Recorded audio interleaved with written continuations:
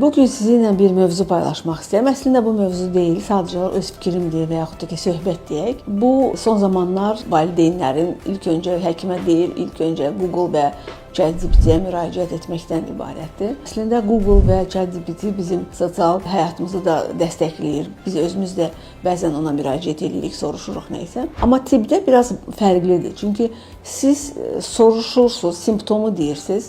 ChatGPT və Google sizə yox deyir, biz sizə hə deyirik. Məsəl üçün, siz simptom deyirsiniz ki, uşaq qusdu və o sizi qorxuzur ki, qusma infeksiya deməkdir və s. və ilə. Əslində, əgər uşaq bir dəfə qusursa, hətta 2 dəfə qusursa, amma ümumi vəziyyəti yaxşıdırsa, susuzluq yoxdursa, bu çox yeməkdən də ola bilər, diş çıxartma dövründə də ola bilər. Bu normal sayılır.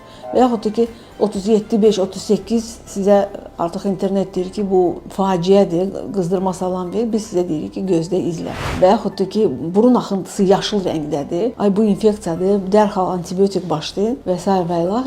Əslində, rəng bu immun hüceyrələrinə bağlıdır, mikroba deyil. Ona görə tibbdə biraz fərqlidir. Hə, siz ona simptom deyirsiniz, o sizə cavab verir. Amma biz isə pediatrlar həm simptomu görürük, həm uşağı görürük. Çünki sağ əl sol ələ oxşamır. Bir uşaq o birisine bənzəmir. Bir simptom bir uşaqda o birisi uşaqdan fərqli gedə bilər. Ona görə nəsə sualınız olsa, ilk öncə həkiminizə yazın, daha sonra isə dəstək üçün Google və yaxud da ki, ChatGPT.